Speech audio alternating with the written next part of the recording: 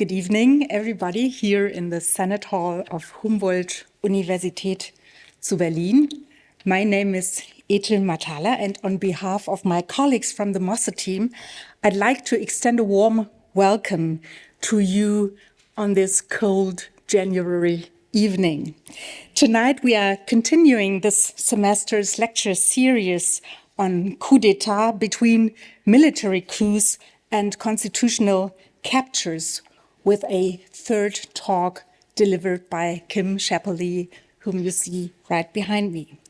Those who attended the lecture by the Senegalese philosopher Muhammadu el-Hadiba in December may have been surprised to learn how frequently the military manifests itself as a political force in West Africa, in states such as Mali, Burkina Faso, or Niger, overthrowing governments. The most recent example of this occurred 2 months ago in Guinea-Bissau, one of the world's poorest countries, where the president claimed to be the victim of a putsch when he was deposed by the military. Violent takeovers by generals are prime examples of the, quote, loud coups, unquote, which Daniel Ziblatt and Stephen Levitsky described in their widely received book, How Democracies Die. However, the term loud is somewhat misleading, as the events in West Africa are being almost completely ignored by large parts of the West and the rest of the world. Between 2020 and 25 alone, there were 11 such forced changes of power in the region, 2 per year, without much notice being taken by the international media. Just as is it difficult to describe these disregarded unconstitutional seizures of power as loud revolutions, so too is it unconvincing to describe the erosion of constitutional democracy, which we have long observed not only in Eastern Europe, as silent coups. One of the most irritating political experiences today is the short half-life of diagnoses that was celebrated as insightful at the time of their publication. Daniel Ziblatt's and Stephen Levitsky's book came out in 2018 during Donald Trump's first term in office and 3 years before the storming of the Capitol in Washington, D.C. by a violent mob of MAGA supporters who believed the big lie about the big lie of the stolen election. Those who no longer have these events fresh in their memory can take the opportunity next week to watch the documentary, The Sixth, which we will be showing as part of our accompanying film program on Tuesday evening at 7 p.m. at the Zeughaus Cinema of the German Historical Museum just next door. In her opening lecture of our lecture series, Anna Bettina Kaiser stated that Ziblatt's and Levitsky's thesis of silent coups is now outdated, since elected leaders, like the 47th President of the United States of America, represent a next generation of modern autocrats who no longer care about replacing the rule of law by a rule by law, empowering them to gradually dismantle democratic institutions and norms from within. Trump began his second term exactly 1 year ago, making his mark on day 1 of his renewed tenure. While the inauguration ceremony for his first term primarily made headlines due to the alternative facts with which his then press secretary, Sean Spicer, embellished visitor numbers at the National Mall, in 2025, Trump turned his back on the mall. Instead, he had the Capital One Arena, a sports arena in downtown Washington, converted so that all of America could watch the inauguration live.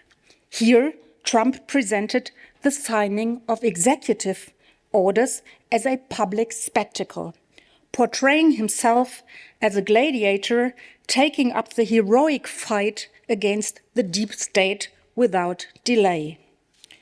On a specially arranged stage with a desk bearing the presidential seal, commentators presented the contents of the decrees before Trump signed them with a grin. Then, with great pathos, he raised the documents high for all to see, both the cheering audience and the multitude of cameras. Finally, he threw the pens he had used to sign the decrees into the crowd. This signature campaign was not just about the new sovereign putting on a show.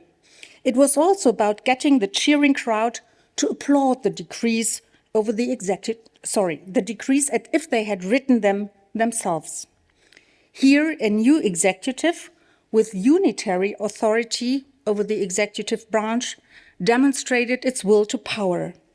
In this theatrically displayed leadership style, the executive acted as the great disruptor, unrestrained by any law and plebiscitarily empowered by the cheering crowd.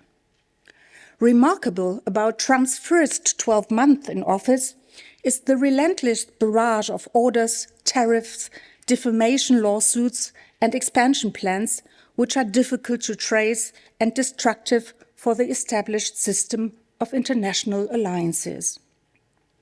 We are dealing with a president who is not content with merely staging a coup, one coup. He is determined to create new facts, Schlag auf Schlag, coup by coup, one after the other, thereby paralyzing the sluggish democratic institutions in America and beyond with his sheer pace. The prospect of a third term has certainly not been ruled out.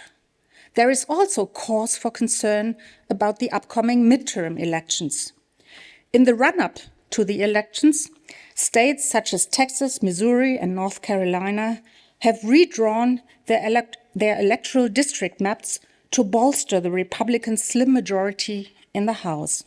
The Democrats are fighting back with similar actions in other states.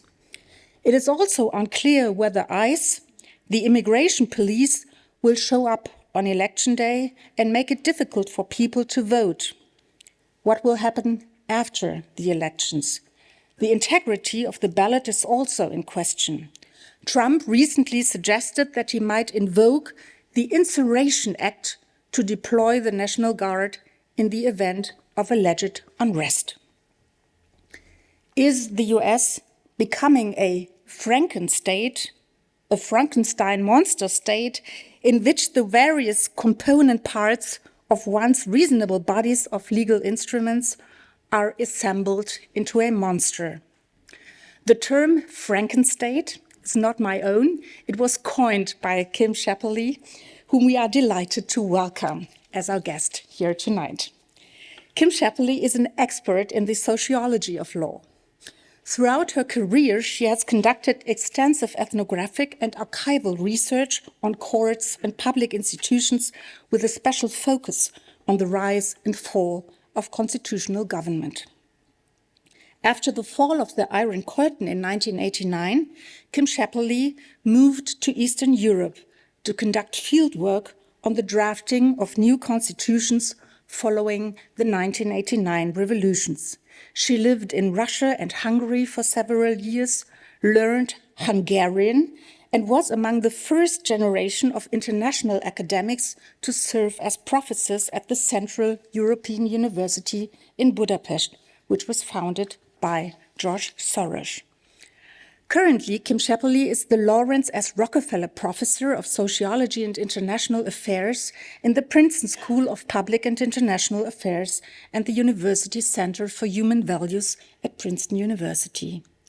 She joined the Princeton faculty in 2005 after nearly a decade as Professor of Comparative Law and Professor of Sociology at the University of Pennsylvania Law School, where she is still a faculty fellow. For more than 10 years, she has been also closely associated with Humboldt University as cooperation partner.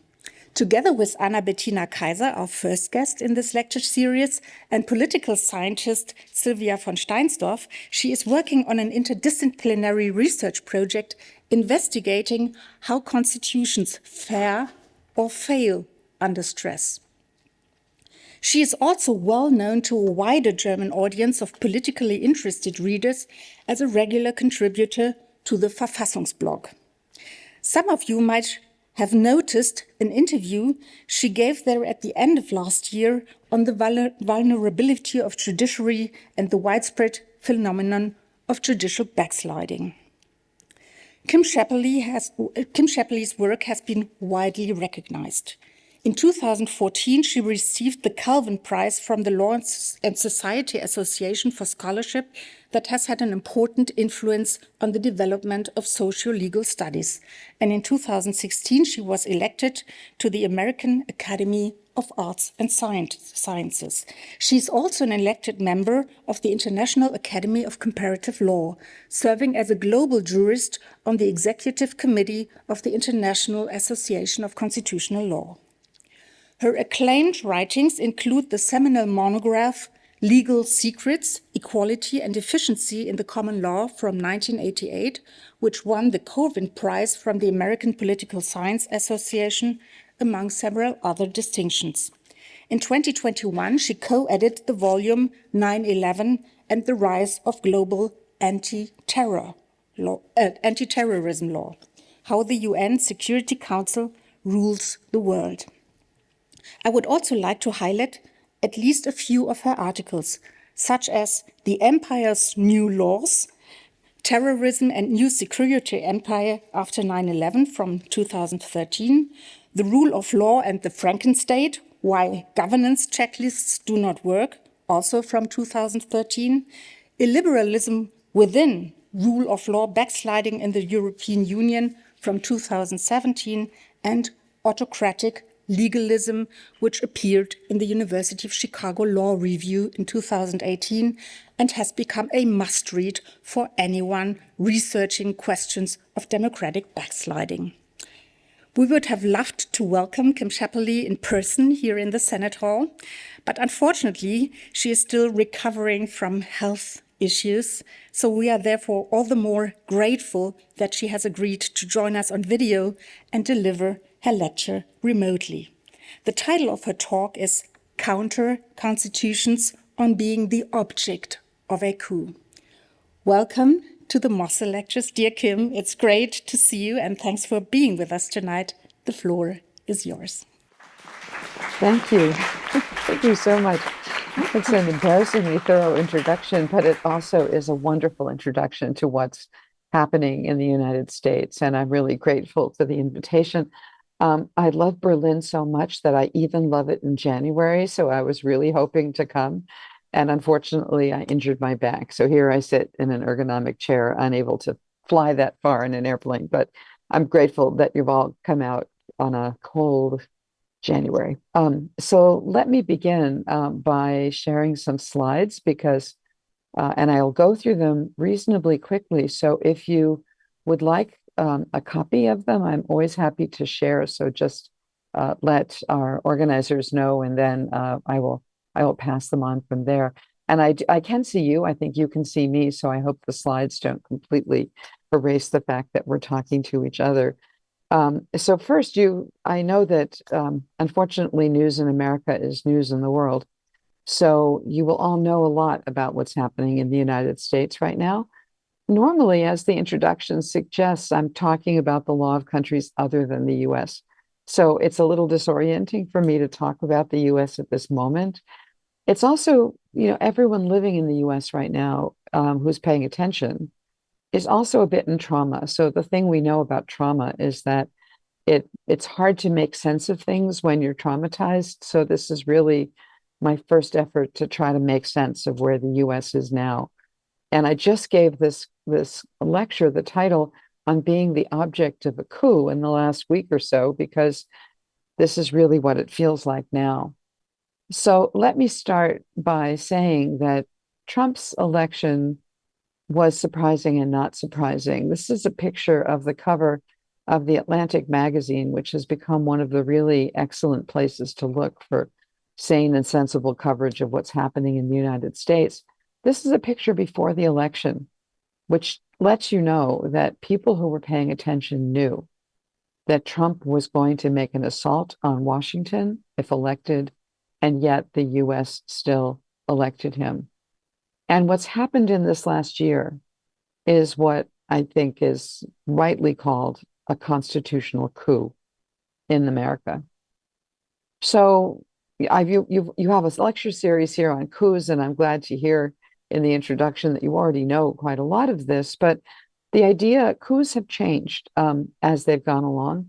In traditional coups, power seekers seek the overthrow of government without benefit of law. So they just take over the reins of power. They govern by force. If they're going to entrench themselves, they may get around to law eventually, but all the early stages have nothing much to do with legality. But then my colleague Nancy Bermeo came up with this idea that, starting with the end of the Cold War, what you saw was the rise of what she calls the promissory coup, where the coup leaders take power without lawful authority, but they promise to restore lawful authority as soon as possible. So I've called this the kind of half-law scenario, right? They come to power without law, but they promise to restore law. And actually, in surprisingly many cases, this has happened in recent years. What I want to talk about today is what I'm calling a constitutional coup, which is where lawfully elected leaders overthrow the existing constitution by law, substituting a contrary, what I've called a counter constitution. So that is really a coup where legality runs all the way through it, both in the way that the leaders come to power and in how they propose to govern. It's just that what they do is to turn the prior constitution on its head. So first, a little on these traditional coups. So this is a little chart that shows you in gray the unsuccessful attempted coups, in red the successful coups that took place between 1950 and 2016. This is just an absolute number. And one of the things that makes this chart kind of hard to read is the little box I put in the upper right and right-hand corner, which tells you during this period, the simple number of countries itself grew. So when you look at the absolute number of coups, it's across an increasing number of countries. So if you're doing percentages, the number goes down faster than it looks here. But the crucial thing is that in this kind of gray shaded box, that was when the Cold War, in the Cold War between the Soviet Union and the US, was in high swing. And that's when you saw a lot of coups. A lot of these were proxies for Cold War fights, where either the Soviet Union or the US managed, staged, encouraged the coup in various countries in order to bring that country on side in the Cold War. And what was striking was that when the Cold War ended in 1989 or early 90s, the number of attempted coups really went sharply down, leading, my colleague Nancy Bermeo, who was writing about promissory coups, to say, look, the days of coups are over. But as you've heard in a prior lecture, that's not really true anymore. And what you see, particularly across Africa, is a growing number of coups and attempted coups. There's this little chart here at the bottom that just shows you there have been a number of military coups which have been successful across what's now being called the coup belt in Africa. And I'm wondering whether this is something that's not going to be the topic of my lecture today, but as we're seeing the reemergence of kind of blocks of power between what we used to call the free world, although as we'll see, whether the US is still in it or not is a question, and dictatorships that have been funding a lot of these things, namely Russia and China. As we're getting a world emerging with these kind of competing blocks, we're starting to see the rise of coups again. Okay. But though, if you look since 1990, and this is a little chart, a little bit hard to read, so I'll walk you through it. The chart comes from Anna Lerman and Stefan Lindberg's paper for the Varieties of Democracy Project, where they were interested in the rise of these kind of legal coups. And so what they have here are three little sort of popsicle sticks of charts. The one on the left represents what was going on between 1900 and 1945. The middle stick is Cold War. The stick on the right is the post-Cold War period. And what they did was to go back and look at what they called major extensions of executive power. Okay. And so the question was, how were those achieved? So in black, what you see is illegal access to power. So those are the ones where the executive comes to power in an unlawful way. Okay. Other forms of executive power, the ones in purple, are legal access with a major extension. So leader comes to power, changes the law, and expands executive power. The gray ones are leader comes to power and then gets their additional powers through minor extensions of existing law.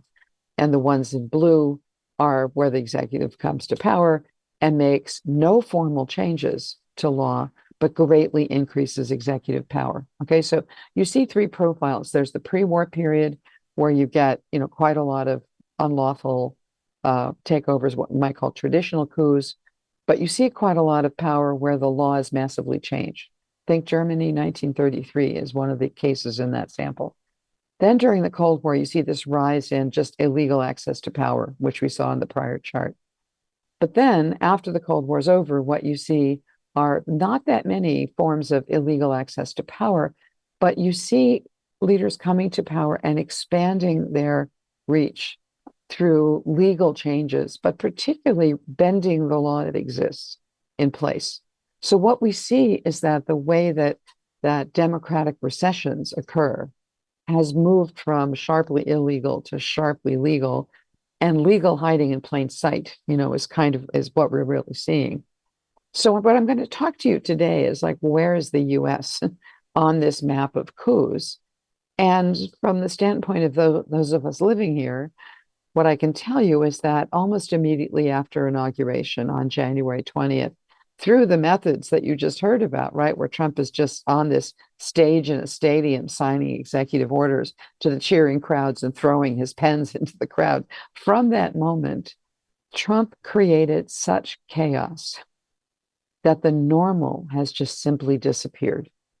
And so those of us who live here in the US are still trying to make sense of it. A lot of it is happening by law, but some is happening outside. So in many ways, what Trump was doing was following a playbook. In February of 2024, in advance of the election, the conservative think tank, the Heritage Foundation, published this thing called Project 2025. And it was a very detailed blueprint of what could happen in the first 100 days of a Trump administration. The parts that were boring that most people ignored were how it would be that Trump would be able to get his team in place that quickly and restructure the office of the president and the executive office that governs the White House, how that would happen. And then there's a whole set of policy areas that were expected to come online if this Project 2025 was realized. So, and that's exactly what Trump has done. So it's not like this was a surprise. This was all published, way in advance of the election. But there are some aspects that are not in Project 2025 that we're seeing. And this means this is the stuff that's off script. So you see in this picture on the left, this was just taken a few days ago in Minneapolis, where the federal government has moved in 3,000 police with immigration and customs enforcement, or ICE, and from CPB, which is the Customs and Border Patrol, 3,000 armed men in military fatigues wearing this label of police, which, by the way, is inaccurate. They show up with, like military weapons, kitted out in military gear at the homes of people that they suspect of being unlawfully in the United States. And in some cases, they break the door down and drag people out. Some of those people have turned out to be lawfully in the US or US citizens.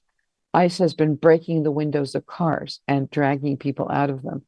They've been pepper spraying people directly into their faces at close range who were citizens protesting this. And as you probably all heard, one ICE agent shot into the car of a 37-year-old mother of three and killed her at point blank range, after which the US government said, nothing to see here, we're not even going to launch an investigation. So there's this immigration, performative cruelty going on that really wasn't in that script, in the Project 2025 script in quite that way.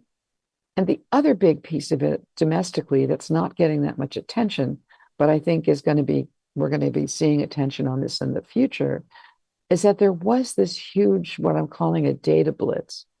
Trump renamed an office in the executive branch, which had been trying to get the executive branch up to speed on technology. He renamed it the Department of Government Efficiency, fired everybody who was there, replaced it with, well, sort of Elon Musk, with a bunch of people. Wasn't clear if they were government employees, whether they had security clearances, who they were, what they were doing. Alleged employees of this alleged agency fanned out throughout the federal government, mostly playing with the information technology systems and putting Americans' most private data onto servers that were not protected by the US government or security clearances. And some of this data is no doubt now in private use. So that's another whole thing that I'll talk about a little bit later. I'm worried where that's going. So these were two really off-script things. And then, of course, there's the use of the military, both at home and abroad. So bottom left, you see the National Guard, which is our secondary army, so to speak, patrolling the Capitol. They're still patrolling the Capitol with unclear missions. They've been in Los Angeles. They've been in Chicago. The upper left, what you see is the map of the strikes that the US made on Venezuela to kidnap and capture the leader of Venezuela in a massive military assault. Upper right, you see an unclassified, they have to say that, image of one of the ships that the US military blew up in the Caribbean. The US military has now carried out attacks on undefended fishing vessels, killing more than 100 people, and broadcasting the videos of people dying on these boats on official government websites. And then, as you'll all know from the drama of the last couple of weeks, Trump has declared he wants Greenland. And if Denmark won't give it to him or sell it to him, at first he was prepared to use force. He said yesterday, maybe not, but the EU should stay on its guard because who knows, he changes his mind. All right, so that's all off playbook stuff. What I think Trump is doing with all of this is creating what I've called in some of my other work, not looking at the US, but looking at Hungary, looking at Russia, looking at Turkey, Venezuela, India. I think what Trump is doing is creating what I've called a counter-constitution. And what's a counter-constitution? It's an alternative constitutional reality proposed in place of a current constitution, right? And this is where we're going to get into constitutional coups. Elected leader comes to power and uses mostly lawful methods to substitute one constitution for another. All right, so this is what I published a year ago. This was 1 month into Trump. And you know I write for Vipassan's blog. This one got translated into German for those of you who prefer to read it in German. And so I think it was clear that Trump's aspirations to create a counter-constitution were clear from the start. But what's happened in the first year, I think, exceeded what most of us could guess. So what are the elements of this counter-constitution? Well, there's the playbook version, which is what I did expect a year ago. At the end of 2020, by the end of 2025, Trump had signed 225 executive orders. And many of these executive orders overrode statutes passed by Congress or understandings of the Constitution that had been reaffirmed by the Supreme Court. The reason why I thought this was going to lead to a counter-constitution was that he had packed the Constitutional Court, our Supreme Court, in his first term, and he could expect a majority of judges on that court to adopt his executive orders in place of the law that existed, right? So that was how I thought the counter-constitution would be legally achieved. Executive orders, they conflict with the law. The Supreme Court then backs up what the executive orders say over what the existing law is, okay? But there's this not the playbook stuff that has not worked by law. Part of it is this performative cruelty, these raids of the immigration police now in Minnesota, prosecution of opponents on faked facts that are violating the law in all kinds of ways, tanks in the streets calling out the National Guard, military vehicles, these police armed with military weapons, and then just bullying as a part of normal politics Several of the people I work with and have written with in this last year have been swatted. We have this thing called swatting, where somebody calls the police and says, there's a violent crime going on in the home of this person. You must show up and arrest the criminal. And so what you get are armed police that storm somebody's house with weapons drawn, expecting to arrest somebody, but the somebody is just a critic of Trump's. No crime is going on. But, you know, police, when their weapons are drawn, can kill the wrong person, as happens all the time. And several of my friends have been swatted. Other people have had their addresses published online and they get, you know, harassing messages and people follow them. And then there are the pizza deliveries. Many people, again, you know, almost everybody I work with in a particular group has gotten pizza deliveries. What could be wrong with that? You're home in the evening, the doorbell rings, hi, free pizza. And then it turns out you look to see who the pizza is from. And there have been, for example, 60 judges, more than 60 now, judges in the US who've gotten pizza deliveries at home at night. The first thing it says is, we know where you live. Second thing it says, you look at who the pizzas are from, and it's signed Daniel Salas. Daniel Salas is the son of a federal judge here in New Jersey, where I am at the moment. There was a knock on her door at night. Her son went to answer the door, and he was shot at point blank range by somebody who was coming after his mother, the judge. And now pizza deliveries are happening all over the country in the name of the murdered son of a federal judge.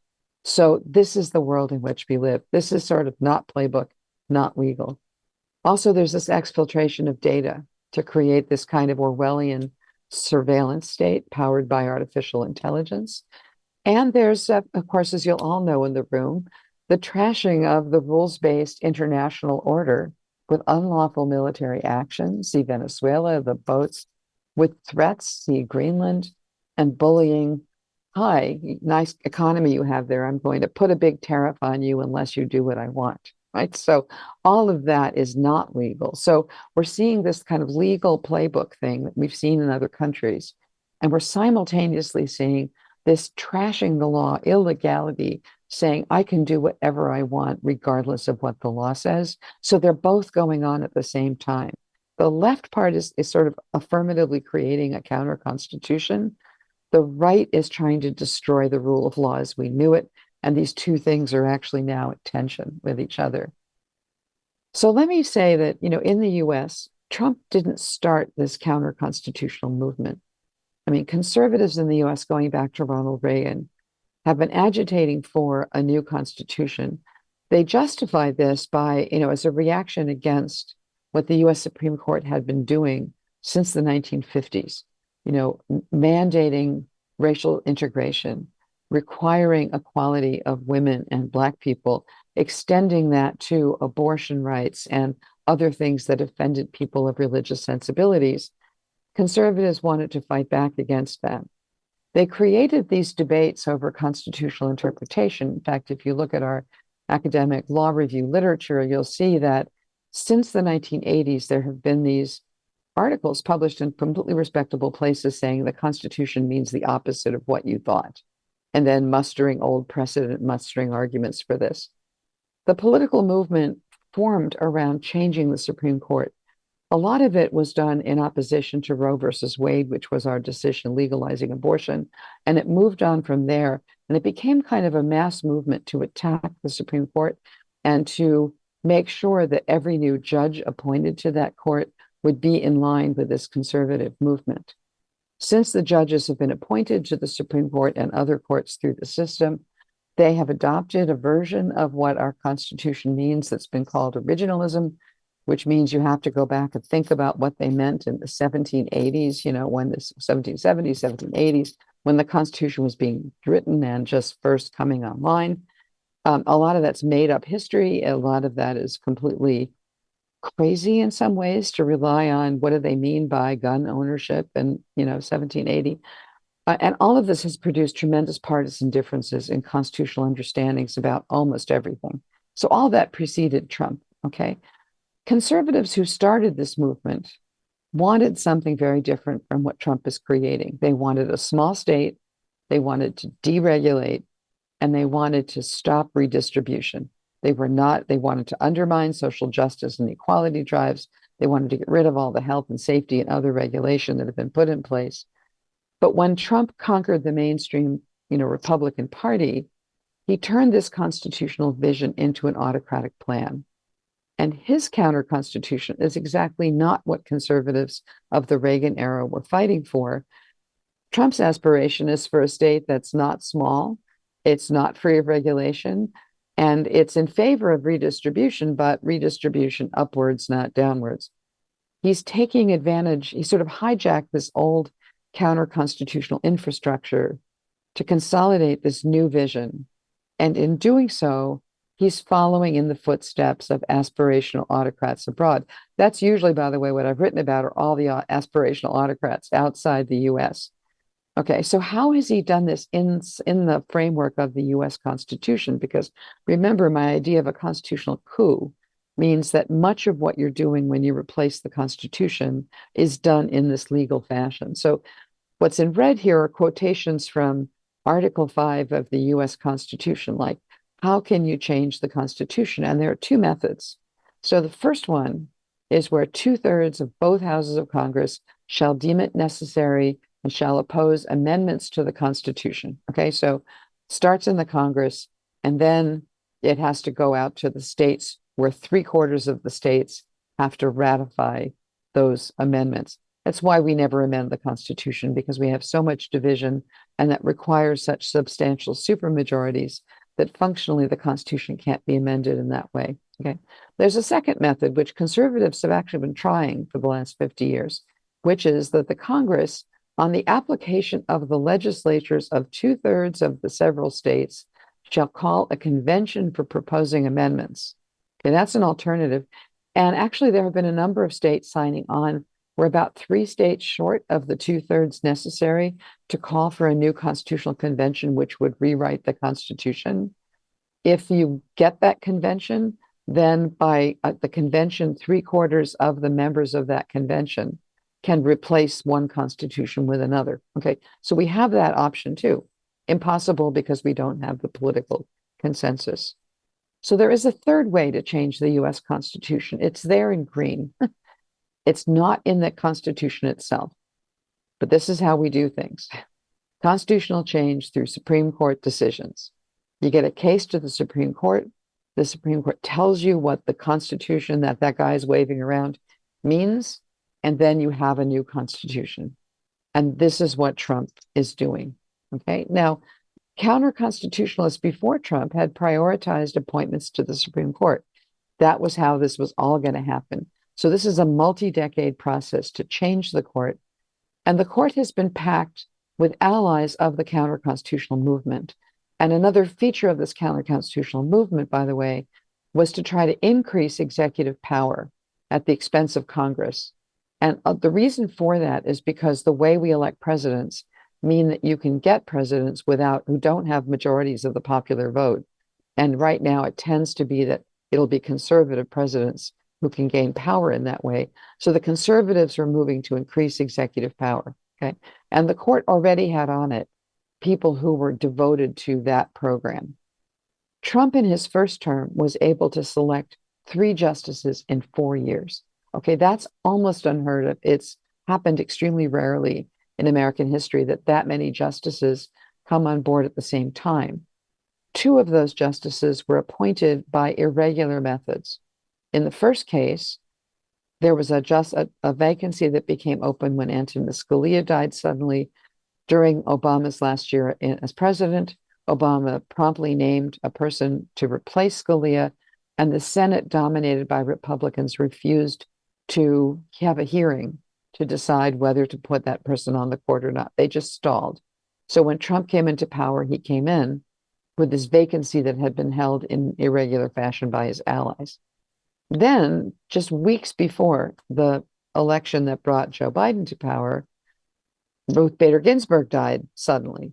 And there, rather than wait, because what the Congress said Senate said the first time was, we can't appoint a justice that close to an election. We have to wait for the election to see what the public thinks. Okay. here we are on the eve of an election. The campaign had already started. The confirmation hearings were happening during the campaign. Okay, so way closer to the election than the first time. And the Republican Senate pushed through a third nominee for Trump. So this is how he gets three appointments. There are now 6 solid conservatives in favor of big elements of this long-standing Republican counter-constitution, particularly around increasing executive power. All right. So let me just say something quickly from my comparative experience about like how is what's happening in the US look, at least in part, like autocratic capture elsewhere. Okay. These are the people I've been studying on this screen. I had a book that was ready to go right before the election talking about these guys. And then I thought, well, let me wait till the election happens and see. And now I'm ripping it up and adding all this stuff about Trump. Okay. So in this book, when I was looking at how other autocrats come to power in these constitutional coups, right? These are all the ones who come to power in elections and then they change the law, right? This is what I've been studying. And there's 3 kinds of patterns. So the first is what I call autocracy fast. This is where you get an elected leader and they just do everything everywhere all at once. They come in with a plan. They just blitz every democratic institution. And in the first year, they rewrite the Constitution. That happened in Hungary with Viktor Orban, happened in Venezuela with Hugo Chavez. It happened in Ecuador with Rafael Correa. Okay, so that's one thing. And what happens, the reason for just mentioning this pattern is that the opposition in these kinds of cases just gets scattered, right? Everything is being hit all at once. It becomes extremely hard for the opposition to unite because everyone's protecting their own little piece and worried that it's a zero-sum game. So it also just divides and scatters the opposition. Then there's a pattern which I call autocracy slow. So you get an elected leader who looks at first like a good guy. Look, he's restoring, he's very popular, legitimately popular, and that makes legal moves at the beginning that look like they're restoring constitutionalism from a prior weaker spot. So this is Putin in Russia, Erdogan in Turkey, Modi in India. They come in and they don't do everything all at once. They look like good guys, but then they slowly turn the ship of state in a different direction through the gradual change of the constitutional structure. And it's gradual and it's popular. So at first, people don't see that there's an autocratic revolution going on. And it becomes hard to mobilize because you've got people who are screaming autocratic revolution and people think they're crazy. And everybody else thinks it's just the good guy doing some more extreme things. So it's hard to mobilize against this. And then the third pattern is what I call autocracy on the fence. So what's autocracy on the fence? This is where you get aspirational autocrats come to power and they begin the process of autocratic capture, right? So they capture maybe the courts, maybe the audit office, maybe they capture the electoral system, maybe they capture some of the media in their first term of office, but they don't fully succeed in capturing everything before they're voted out of office.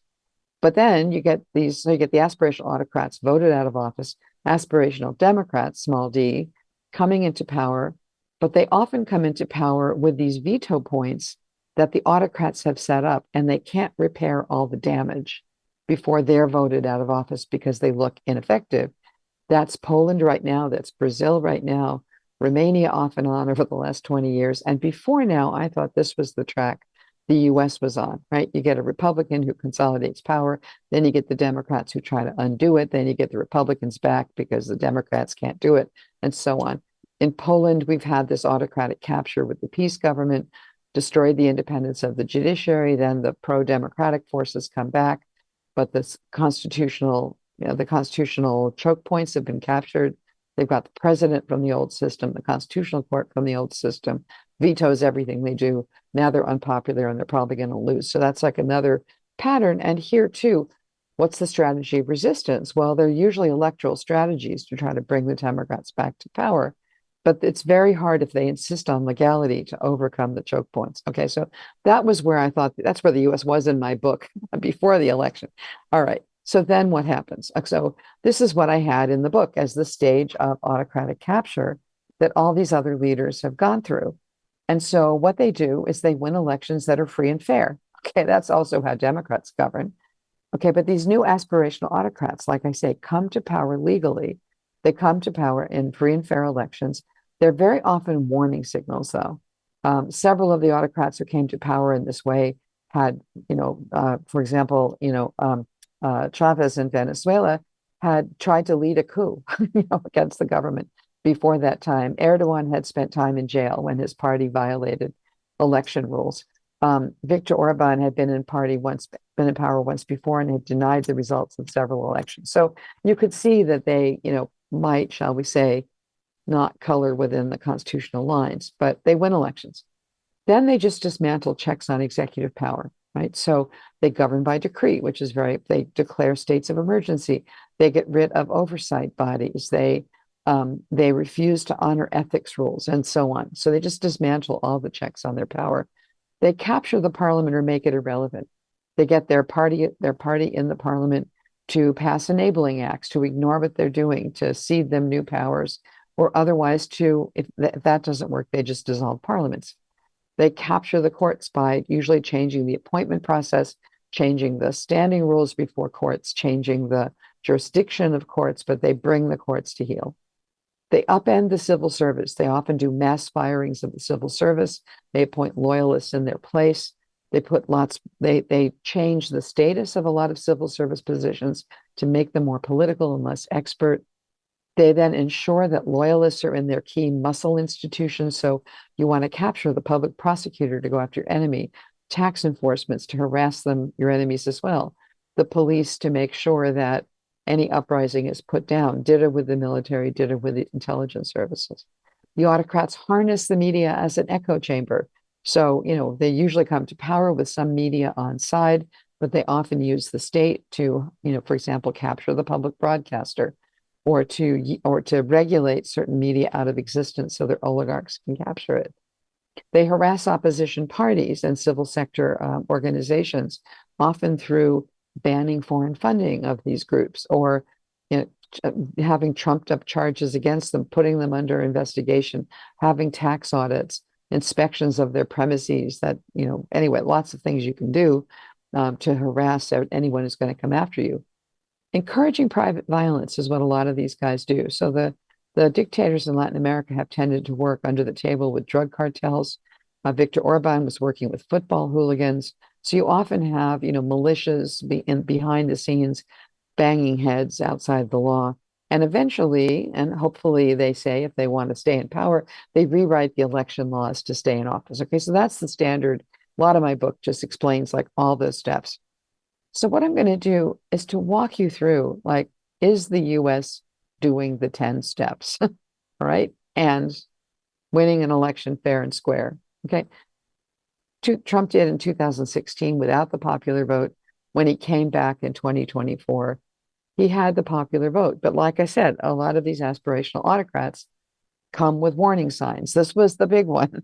Trump had tried to overthrow the results of the last election. But that was not it. He declared in speeches, I will be a dictator, but only on day one. Ha, ha, ha. Right. So, and he kept repeating that and saying, because I want to be a dictator, this middle thing, what I'm going to do is just show you a bunch of headlines because in this year, I go back and look at these headlines and I think, oh my God, I even forgot that one. And then I edit and add more headlines. Excuse me. So you'll see a bunch of headlines. But even before the election, a brief history of Trump's violent remarks, he had encouraged his supporters to go out and bang heads of the people he was opposed to. And of course, he had been convicted of felonies for interference with the 2016 election. He had 3 pending criminal indictments ahead of him that he had managed to stall. And there was abundant public evidence that he had planned to seize power illegally in 2020. So we had plenty of warning. Okay, that's part 1, elected fair and square with warning signals. Part 2, dismantling checks on executive power. Trump has refused to abide by ethics rules, has dismantled all of the what are called IGs, inspector generals. So within our executive branch agencies, there are these offices called inspectorates general. And what they do is they have the power, excuse me, to tell whether the agencies of the US government are following the law or not. So they're like little monitors within every agency to see if the agencies are following the law. Trump just fired almost all of them. Okay. Um, he started appropriating congressional powers without actually having those powers. He refused to recognize conventions. So if you're a businessman or you hold financial assets, you're supposed to put them into receivership while you're president. He just advertises and he's still making money, excuse me, privately with conflicts of interest. And of course, this whole operation that Elon Musk ran in the first several weeks of the administration was just totally lawless. We had no idea, exactly how it was operating. All right. And then we've had some very visible examples of breaking through guardrails at home and abroad. Let me just grab some sip of water here. On the left, you see the disfigured White House itself. Trump actually bulldozed the East Wing. It used to be here. It looks on the left here, you see the West Wing. It was a mirror image of that to make the building look symmetrical. And now Trump is going to build this ginormous ballroom. There is a process for going through when you're dealing with historic buildings. There is a congressional appropriation. He was supposed to get first. He just skipped all that, funding it privately and funded private bulldozers to come in and just destroy a big chunk of the White House, for example.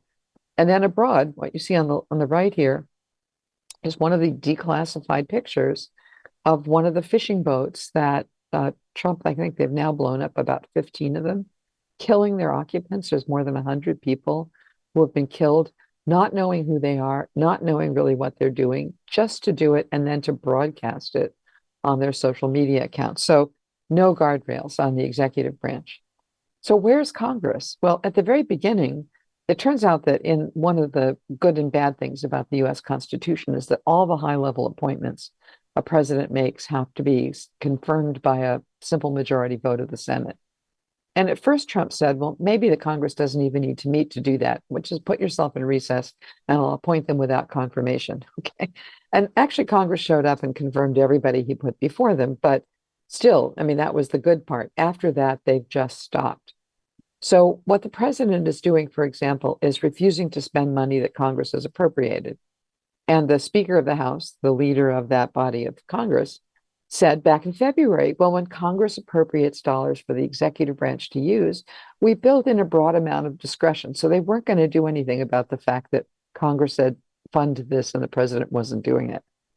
In addition, that Congress said he's just been breaking statutes, right? And has been firing people, canceling agencies set up by Congress. And then we've had these struggles over the budget. So Trump's party controls both houses of Congress, and they were able to pass a budget this summer where the Democrats just didn't even look like they put up a fight. Finally, the Democrats started to fight a little bit on budget, and they managed to shut down the government for the longest time it's ever been shut down. And finally, the Democrats just gave in without getting what they wanted. So Congress is just doing whatever Trump wants, and the Democrats have been spineless. So Congress is not doing anything. The judiciary. Well, as I said, Trump had packed the judiciary packed the Supreme Court and a lot of the lower courts in his first term of office, because that was the one organized thing he did. And so in July of last year, Trump was given immunity from criminal prosecution for anything he does in his official capacity by his packed Supreme Court. Okay, but since Trump has been coming into power, signing all these executive orders, which are in violation of the law and the Constitution, the lower courts, the first court you go to in the system, the district courts, have tried to stop him. I mean, we now have 150 injunctions, meaning court orders that say, no, you can't do this, that are still valid against Trump, and more are coming. There's just a lot of litigation. There have been 350 plus lawsuits challenging all these executive orders. Okay? And the lower courts are holding the line and saying that's not legal, right? And as Trump has been losing these court challenges, he's been attacking the judiciary. So literally, he tells his people to go out and harm the judges. That's why the judges are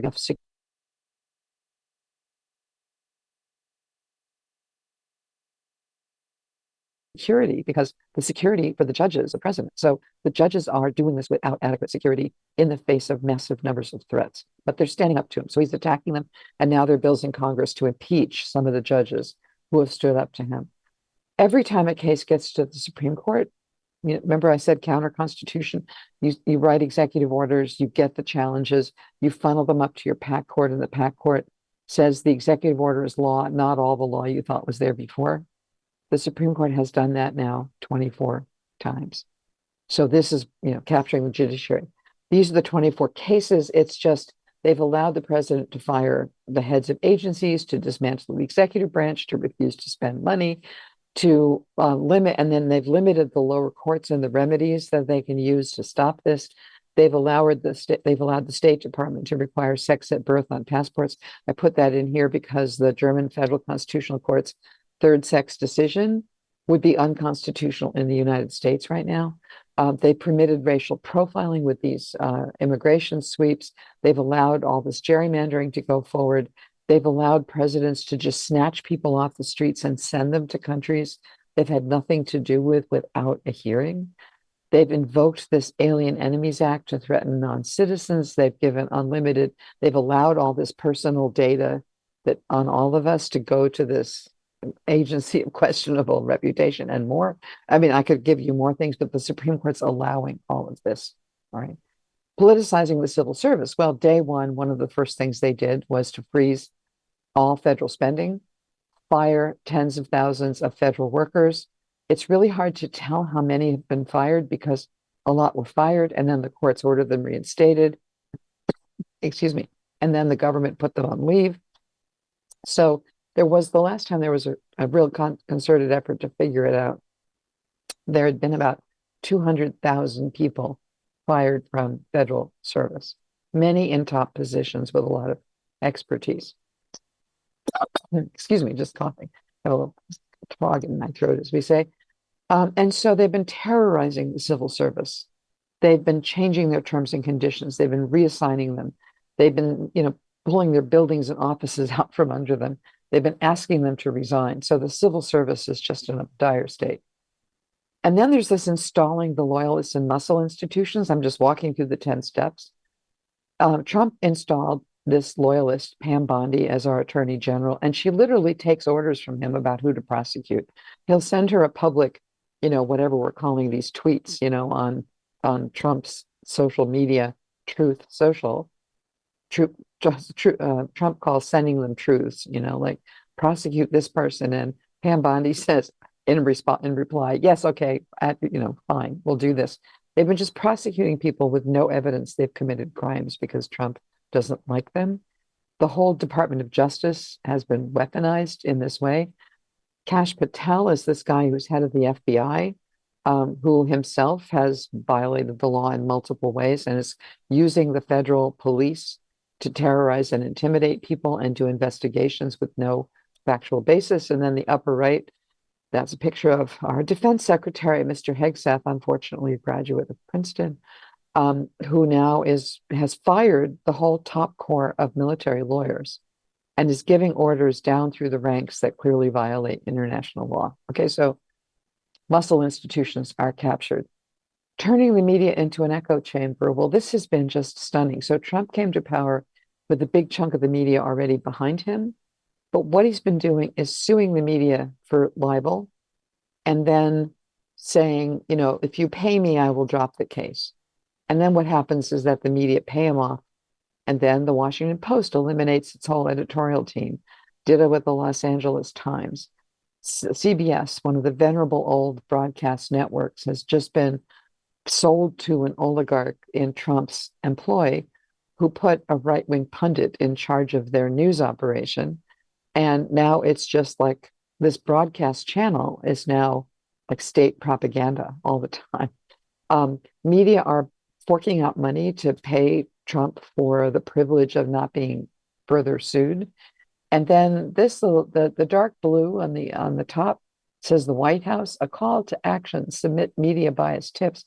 They have a hotline where their fans can report on news articles they find offensive. And then what happens is this thing on the bottom right where they say, here's the Washington Post. It did something that was media offender of the week, right? And then they encourage all of their armed militias and everything to go after the paper. So the journalists are getting threats. The media have to spend a lot more money on security. And a lot of the media are just caving in. Attacking civil society and opposition parties. Well, they've gone after different sectors. Of course, universities, I'm in one. They've defunded the universities by going after the federal science funding, by increasing the tax on endowment income, by changing the way student loans are issued, by going after foreign student visas. All of this, universities have been under attack. The nonprofit NGO sector, particularly the group that was working on foreign democracy promotion, has just been decimated because they've been defunded. They've gone after unions, and by now, very little of the American workforce is unionized. The biggest chunk of unions are government workers. So they've gone after the government workers' unions. And then they've gone after all the law firms. They sued a handful of them. Some caved in and volunteered to volunteer their legal expertise to help Trump fight causes. Others fought him, but what we're seeing in the litigation that's being brought against Trump, big law, like the most venerable and shall we say resource-rich law firms, have all decided not to join the fight against Trump. They're not suing Trump. So we all have to work with overworked NGOs, public interest lawyers, and so on. It's happening, but it's hard. All right. Private violence. Trump on day one pardoned all those people who had been convicted for storming the Capitol on January 6th, including people who were sentenced for 20 and more years in jail for very serious crimes. Violent threats against members of Congress have spiked. In fact, one of the things that's holding Trump's Republican majority in place in Congress is that members of Congress and their kids and their family members are getting threatened. And if you talk to them behind the scenes, they'll say, we can't go against Trump in the Congress because he'll kill my kids, you know? Ditto with judges in the pizza boxes. And Trump is pardoning everybody who's a friend or who will pay him personally a lot of money for a pardon. So this private violence is everywhere. This was the off-script part I wasn't expecting, which is increasingly public violence. So the immigration police and border patrols and National Guards, which is the kind of secondary army, have been brought out to the streets with military gear and are literally beating up people in the streets, tanks in the streets, military. I mean, it's depends on which city you're in. So it's been Washington, Los Angeles, Chicago, Minneapolis. As of this weekend, Portland, Maine, which is where I just took a little vacation a couple of weeks ago. All what we say blue cities run by Democrats in states run by Democrats. So this is really political playback. And then rewriting the election law. Well, one of Trump's executive orders from March, if it were law, would completely change the way Americans run elections and would make it much more difficult for the opposition party to win. Some of these things have been stopped by court injunctions, but we still have time for those things to come to the Supreme Court. So, for example, Trump said you have to prove you're a citizen to be able to vote. Right? We don't have identity cards in the US. Only half the population has any ready documents that could prove citizenship. And then they wanted to, they're weaponizing, this is the part they are doing, weaponizing voter rolls. We also have very decentralized elections. They're trying to centralize it so they can control it by developing a national voter roll that they're running against all these databases that they've exfiltrated from the government, and so on. So they're trying to change the election rules. Trump has already said he wants to run for president in 2028. The Constitution, when you read it, looks like it would stop him from doing that, but he's doing it anyway. The White House gift shop sells Trump 2028 hats, and he gives them to every visiting head of state who comes to the White House. There are more threats. So as you heard, in the introduction, there's now a gerrymandering battle. So because what's going to happen in November of this year are elections of every single member of the House of Representatives and 1/3 of the Senate. The members of the House of Representatives are elected in election districts. And those districts, lines can be drawn in such a way that they throw the seats to one party or another. So Trump is going around to the red states, the states that support him, and say, redraw all your election districts so that no Democrats can get elected from your states.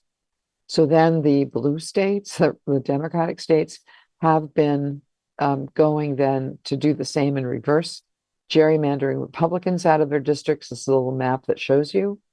But, what's even scarier to me than this is, at least in plain sight, is that the Justice Department has now sued. It says here they've sued 14 states, is now up to 21 states, to turn over all their data on all their voters. And the worry here is that the government is going to start claiming that a lot of these are not citizens and trying to get them all, disqualified or to cast a pall over the election, challenging the voter rolls. So we're in for a rough ride. Can't be guaranteed a free and fair election in November. All right. So that's the 10 steps. The answer is the US is doing all of those and is very far along. The Supreme Court shows every sign of entrenching the unitary executive vision of nearly unlimited executive power. So far, Congress has acquiesced. The leadership, the opposition leadership, is just hopeless.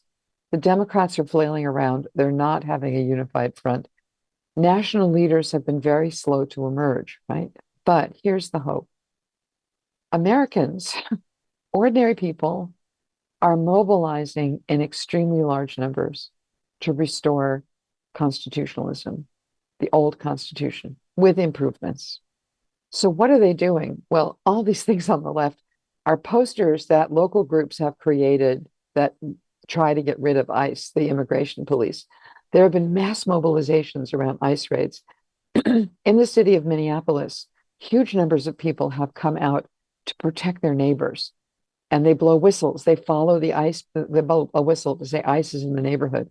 They literally form, lines in front of houses that ICE wants to go into. They've been, and this is all spontaneous mobilization in Minneapolis. There was a similar thing in Chicago. There's a similar thing in LA. And I can tell because I'm now on some of these Portland sites that Portland, Maine is also organizing.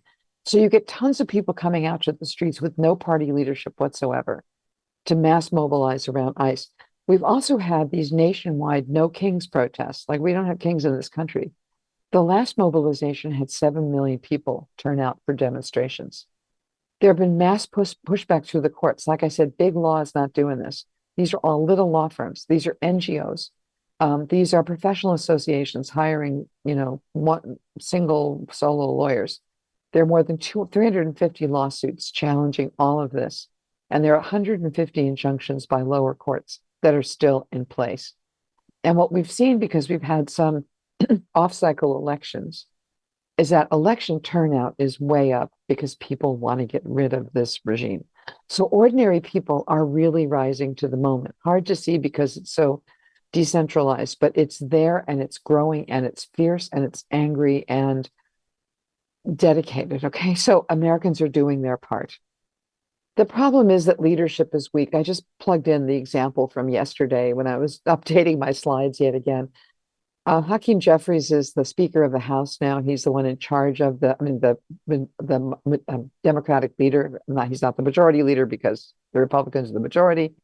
What are the Democrats going to do? Well, there's a budget bill, and there's popular mobilization to get the Democrats to block the budget because ICE, this abusive federal police, is getting a ton of extra money. And Hakeem Jeffries says, well, I'm personally opposed to funding ICE, but I'm not going to whip my caucus. This is at national level when there are people in the streets putting their lives on the line to block ICE. And this is just true of leadership in general in the country. So what can we do? And I'm going to leave you kind of on a hopeful note. I first started fighting this stuff actually in Hungary and Poland. And once we'd lost all the institutions inside those countries, and particularly the judicial system, my friends and I started then going up. We mobilized up to transnational law because it turns out that what these autocrats do, excuse me, is that they attack their national constitutional law, okay? And they attack the national constitutional institutions. But these national constitutions sit in a system of multi-level governance. And in the EU or in the inter-American system, there's transnational law with courts that you can go to, that you can get transnational law enforced back into the countries that are violating the transnational rules. So this is what a group of us did with Hungary, with Poland. In the end, after more than a decade of pressure, the EU cut the money flowing and funding the autocratic regimes in Hungary and Poland.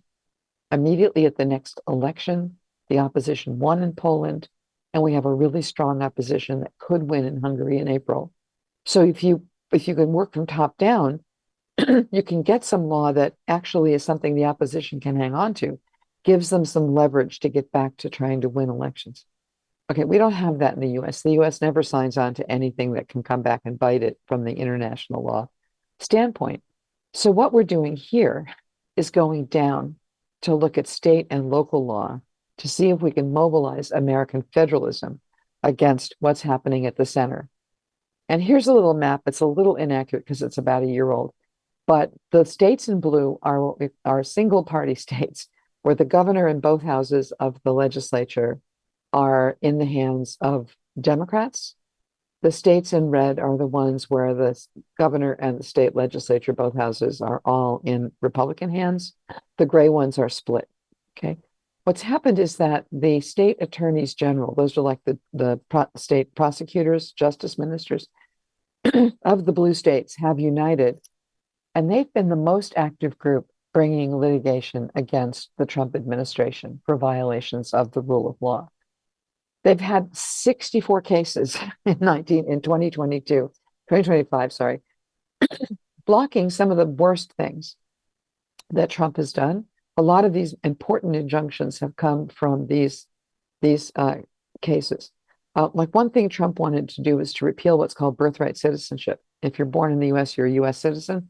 Trump says, not if you're here on a temporary visa. That's been blocked. The states jumped in, also other private plaintiffs. They've blocked the closure of particular agencies. They've restored funding of science grants. They've blocked some of the access that Elon Musk and his Doge group had to Treasury Department data, on and on and on. They've been incredibly effective. They've been the most organized leadership bloc in the country. And so then what a lot of us are doing now is I've been studying state law. I've worked at federal level in the US. Now we're coming back and looking at state constitutions. And what is now really being overtly discussed is what this author, Chris Armitage, is calling soft secession. Maybe the blue states can pick up some of the stuff that the federal government is dropping. It's already happened in a couple of areas. So we have a crazy Secretary of Health and Human Services who governs the public health system.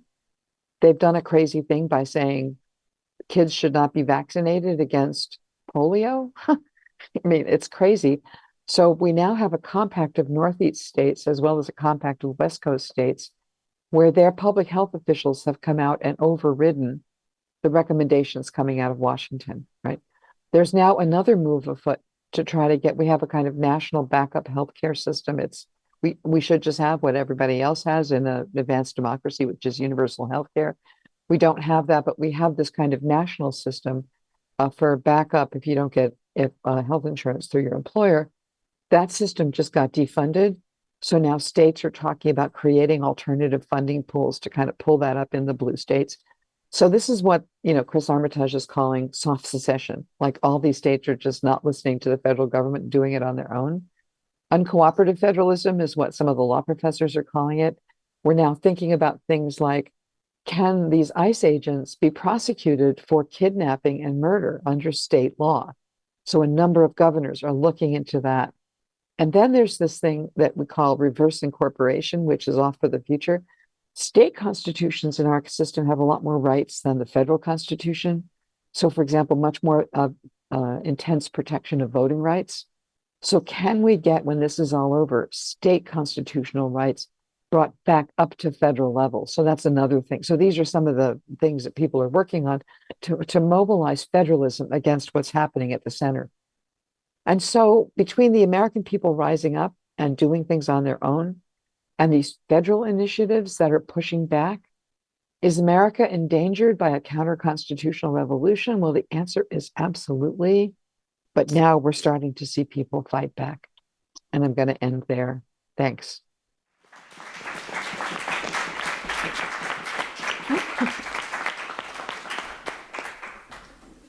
So thank you for turning the camera to the audience. That was the most wonderful silent applause I've ever had. Now I can hear you. Thank you very much, Kim, for your really illuminating talk and also for the broad and detailed picture you gave us of the damage that has been achieved within only 12 months. I mean, this is really frightening. And I assume that there are lots of questions in the room. Nonetheless, I'd like to start maybe to open up the discussion with a few questions and remarks of my own to understand what you revealed to us. Let me maybe first get back to the term of counter-constitution, which you stressed in your talk.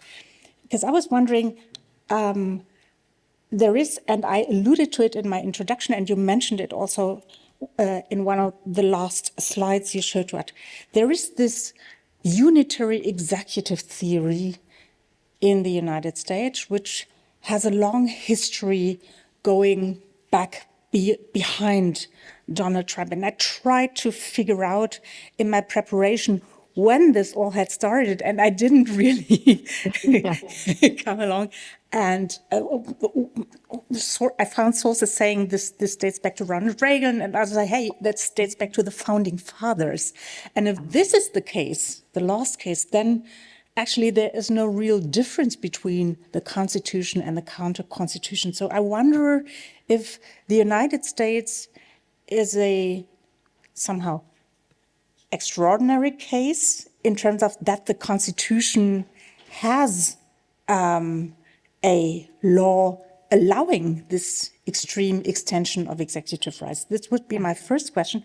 And the second question is, you mentioned that project 2025, where somebody like Kagan, when reading it, already said, hey, this is the playbook for establishing a dictatorship, and nobody took him serious, right? And you mentioned that parts of things that Trump is doing follow literally this playbook and other parts do not. And this is this blatant exposition of violence, this spectacle of doing harm to people and broadcasting it in wide release. And the thing is, I was really stunned by the fact in September, I think the government released the information that the ICE had a job surge and 150,000 applicants, right, wanted to join ICE in order to be part of that. And so this is really puzzling how these two elements, the playbook on the one hand and those off-scripted things, go together, how they somehow complement each other, and what exact reason the Supreme Court has to back the two parts of Trump's policy, since even if they want to emphasize or make a case for this unitary executive theory, they certainly do not want to transform the United States into a terror state. And that's what's happening at the moment. So much to say. Okay, those are, first of all, you're such a good commentator. These are really exactly all the crucial points. So first on, where does unitary executive come from? And isn't it just what the founders intended? So you've fallen victim to their propaganda. Okay. so no, everybody has, right? So it turns out, when I teach comparative constitutional law, one of the things I say about the U.S. Constitution is that everyone talks about it the way actually that is talked about the Constitution, the basic law in Germany. It's a single text, it's all in there, and everything has to be, brought back to a textual provision. Okay.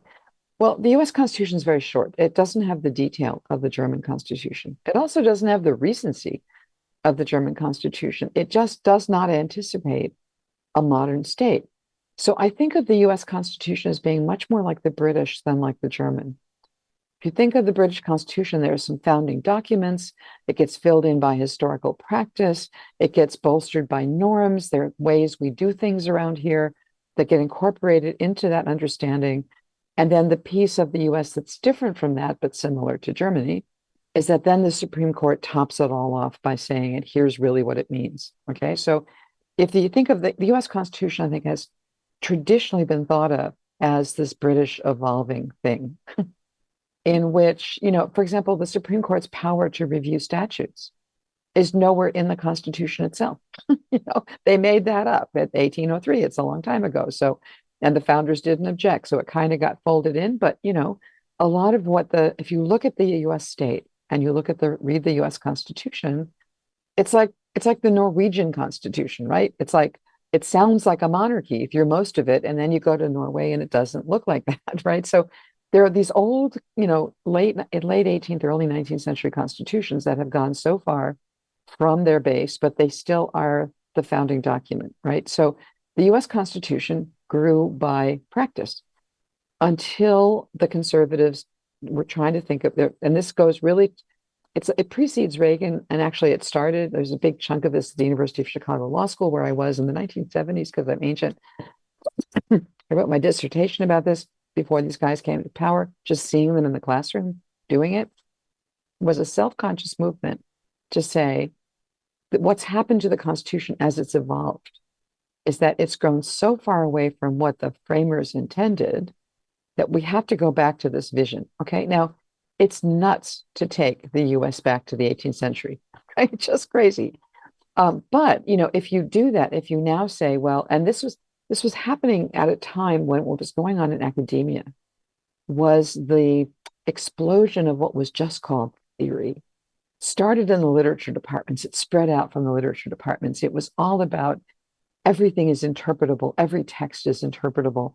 You can make the Constitution say something other than what it says. The most famous advocate of that in the United States was a literary critic named Stanley Fish. There's a provision of the US Constitution that says the president must be at least 35 years of age. So then Stanley Fish says, well, what does that mean? Like, nobody thought that was a hard thing to interpret. But here he is, the literary critic. He says, well, if you look at framers' intent, what was the life expectancy at the time the Constitution was drafted? Well, the life expectancy was 40. So what they meant when they said 35 was a senior statesman, And so he goes on like this. And so what happened was that suddenly you realized the Constitution could mean anything. Okay. And then the conservatives were like, it can't mean anything. This gives us vertigo. It's the same conservatives who say gender can't be everything. It gives us vertigo. We have to go back to two categories, right? It's the same intellectual anxiety over the instability of the world, right? And so this movement starts with economists. It starts with some conservative historians. Constitution moving around like this. We need to go back to the 18th century and create and look at, originalism, what the founders originally meant. Okay. This was happening also in literature departments, on the conservative wing of literature departments. What did James Joyce really mean by Ulysses? I mean, all that kind of stuff, right? So this was also bolstered by a lot of theory coming from other academic spots. What it's done, though, is to enable the conservative movement to go back to a time before the administrative state, before the drive for racial equality, before the drive for gender equality, back when, America was a frontier country expanding without much law and order, in which local sheriffs had the power of the law in their hands. Okay, that's the vision. And so that's what they've been doing, right? So it starts really with, and then Reagan gives it, respectability and appoints a lot of these academics to the judiciary. Antonin Scalia on Supreme Court was one of my teachers at Chicago. He was very nice and very helpful when I was writing all these screeds against what he was doing, but it was clearly that vision. Okay, so that's where it comes from. But what they thought was like a small state, small state in which the government doesn't tell us who's our equal, in which it's survival of the fittest, get government out of everything. It was that libertarian sort of small state view. And then Trump takes it over. So the unitary executive, excuse me, the unitary executive is part of this. When you read Article 2 of the US Constitution, which is the thing that sets up the executive branch, it says all executive power shall be vested in the president. Okay. Well, this is 1789. Like, you look at governments around the world and they don't really have a lot of administrative elaboration. But what the unitary executive people say is all executive powers in the president. That means that everything in the administrative state must directly report to him and be responsive to his policy agendas. Okay. Now, when I was in law school, we used to call executive agencies, none of which are in the Constitution, right? We used to call them legislative executive hybrids, created by Congress, administered by the executive. Somewhere in the last 50 years, people started talking about them as executive branch agencies. And now what the unitary executive does is give the president complete control over everything they do. Even though the way Congress set a lot of these things up, the terms of office of some of the leaders of some of them, like the Federal Reserve, for example, which are, central bank, is staggered with presidential terms. So not every president gets to appoint a central bank governor, and not, anyway. So that was how Congress tried to insulate them from the executive branch, and all those insulations are falling away. The Supreme Court justices were put there to do that. Many of them came out of the executive branch, out of the Reagan Justice Department, with that mission. So that unitary executive thing is hardwired into the Supreme Court before Trump, and they're doing that. Okay, so then playbook in pieces. So what's all this violence doing? Well, so the Supreme Court, the worst thing they've done is an opinion in which they lifted an injunction against ICE operating in Los Angeles. And there's this weird concurring opinion that he didn't have to write by Mr. Kavanaugh, one of these unitary executive all in for Trump, and, tech and sort of, he almost didn't get confirmed because he seems to be an alcoholic. I mean, that's not really a great qualification. And he had been accused of sexual assault. And anyway, so he's not really a good guy. He wrote this concurrence, basically changing the standard for stopping people who might be suspected of a crime. And then ICE was let loose to do all of this. Now, that was just the opinion of one judge. And he's since, seeing all what's happening with ICE, he's since kind of taken it back. But ICE is just operating lawlessly. And part of the problem is that the people who could sue ICE, the ones getting snatched, are getting taken out of the country so fast we can't launch the lawsuits. I mean, and then the Supreme Court said, you have to bring the lawsuits one at a time, like each individual who's snatched has to bring it. You can't do it as an assault on the rules of operation of ICE. So the Supreme Court's made it very hard to rein this stuff in, and I have no idea why they're doing that. It is just lawless, but they're supporting it, as you're right to say. And so, so here we are with a kind of vast and highly funded police department of people who have high school educations. You're not required to have more than a high school education. They limited the training. It used to be, I forget now, like a year of training. Now it's 47 days to honor the 47-year, Trump is the 47th president.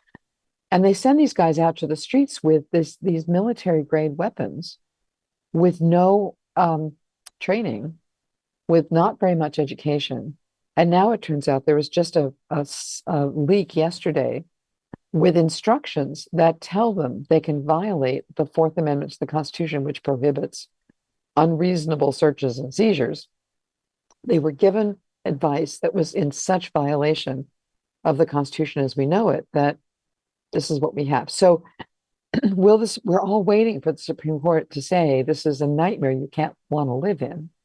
And so far they haven't done it.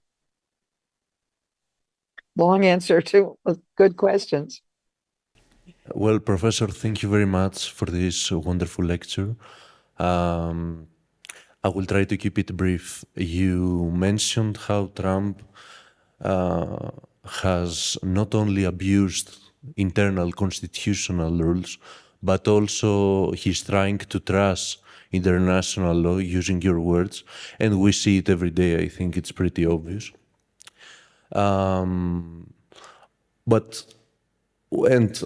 You also mentioned that he uses as a method this constitutional coup.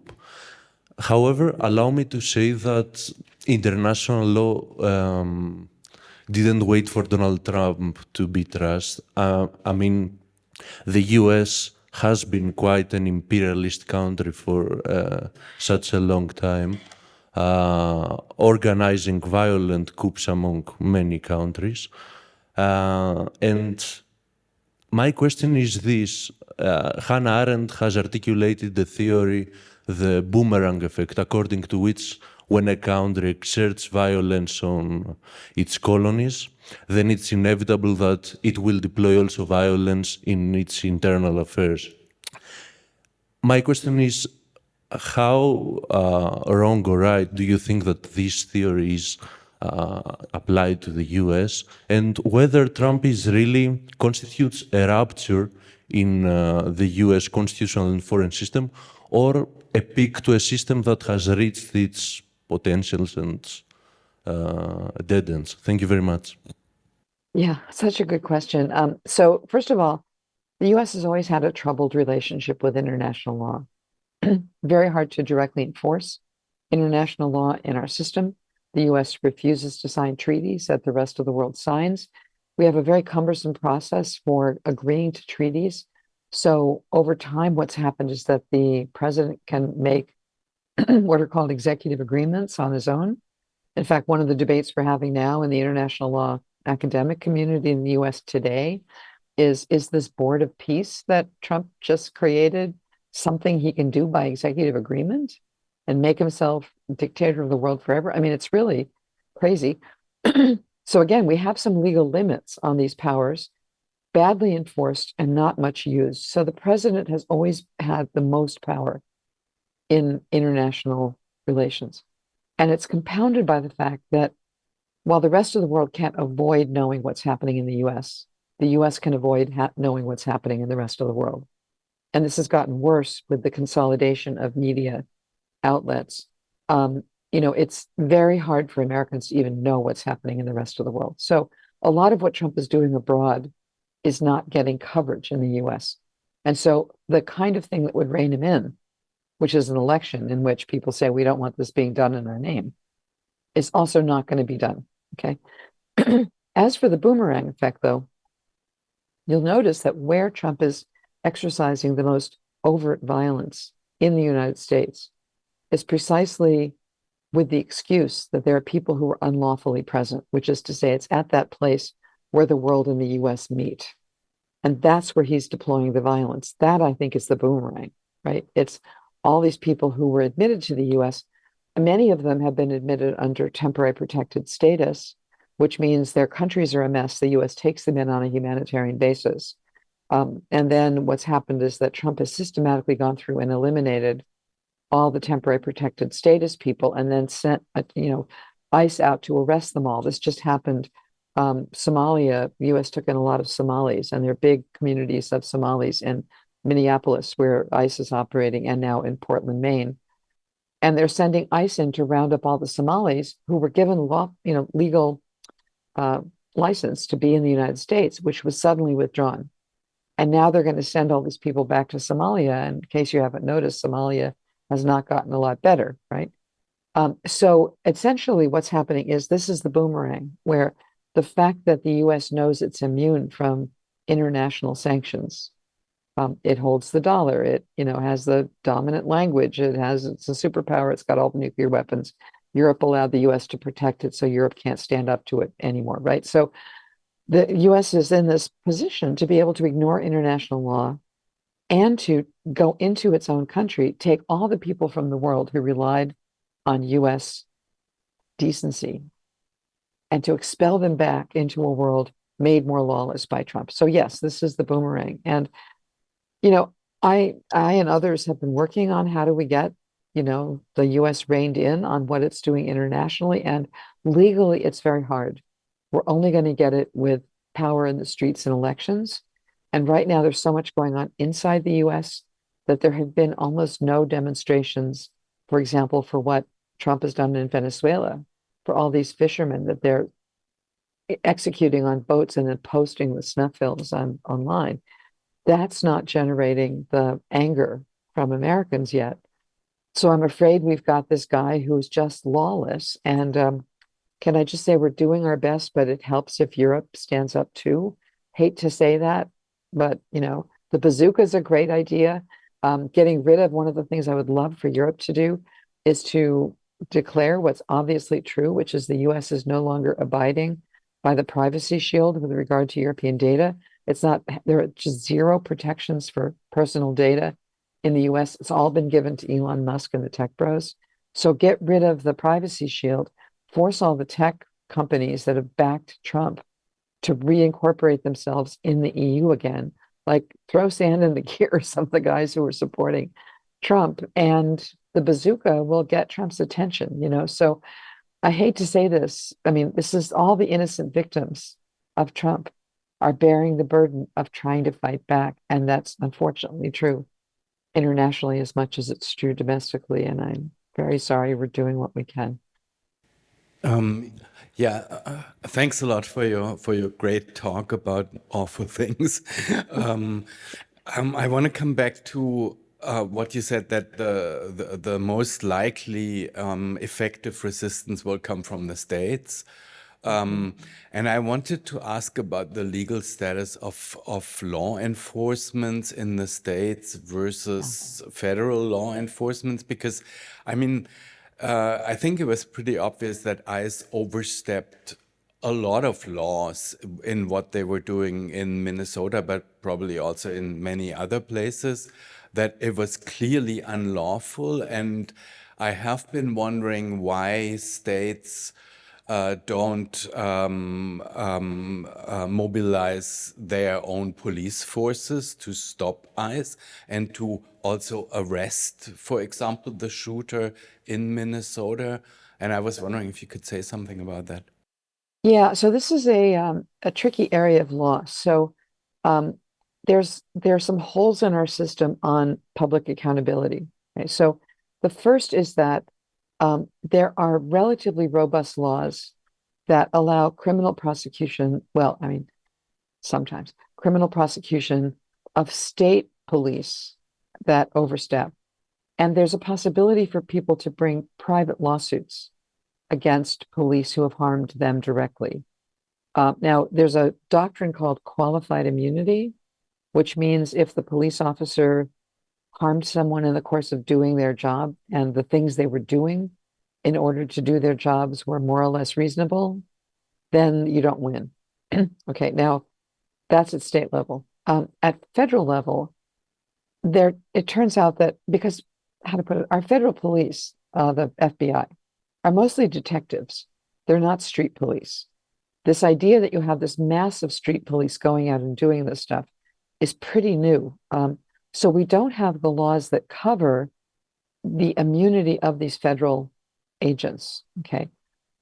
There's a hole. They can't be sued under the existing doctrines for the harm they cause to private individuals. They have more or less absolute immunity, okay, from private lawsuits.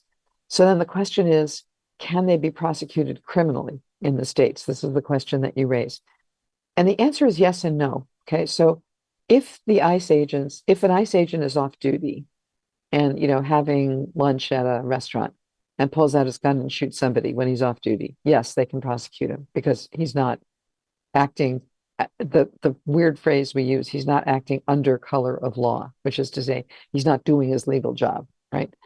If he's doing his legal job, like he's trying to find, you know, people unlawfully in the country, and he happens to shoot one of them because he thinks that that person poses a mortal threat to him, then you have immunity for stuff he does reasonably in his line of duty.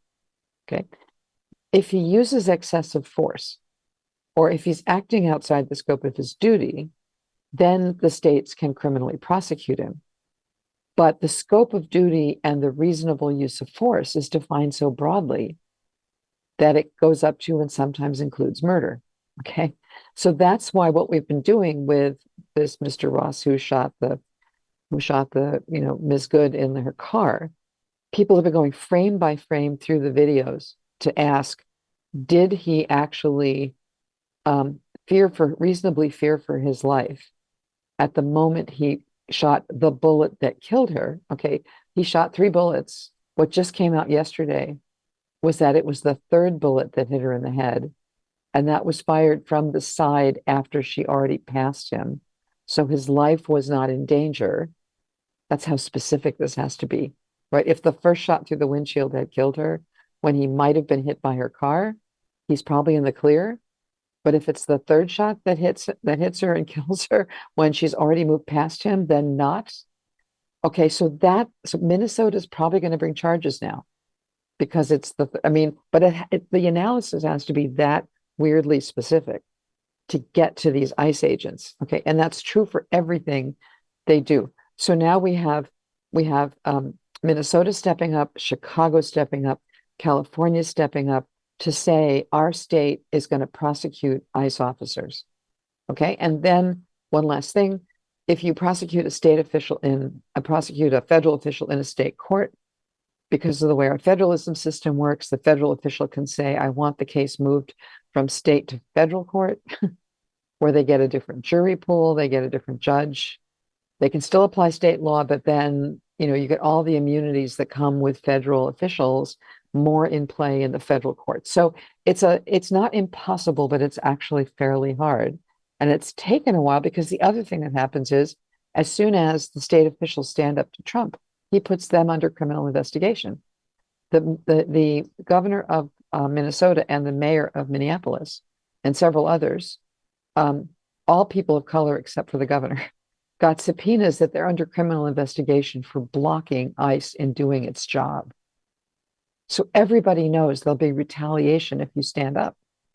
So that's what's held everybody in fear. Just if I keep my head down, maybe they won't pay attention. It's a system we need more bravery. And a few people are standing up. Governor Walz of Minnesota, Governor Pritzker of Illinois, Governor Newsom in California are standing up. The state attorneys general are standing up. At federal level, nobody. So there we go. Hi, thank you so much for your talk.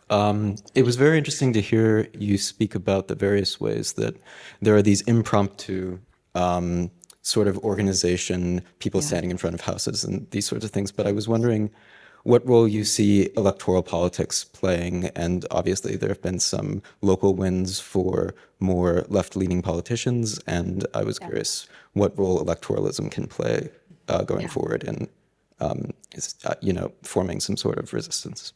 Yeah. Somebody here in, thanks. It's not exactly a constitutional or legal question, but from where do you have the confidence that there are going to be elections? It could well be that under the name or the cover of national security, there won't be elections. Thank you very much. Just maybe one question. What can we do as part of the international community to support and to protect the resistance in the US, especially also the Republican resistance? Yeah. Okay. 3 questions. That's okay. These are, so first of all, great questions.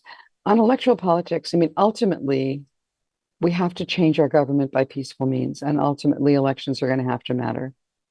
The Democratic Party is a mess. It's our party system.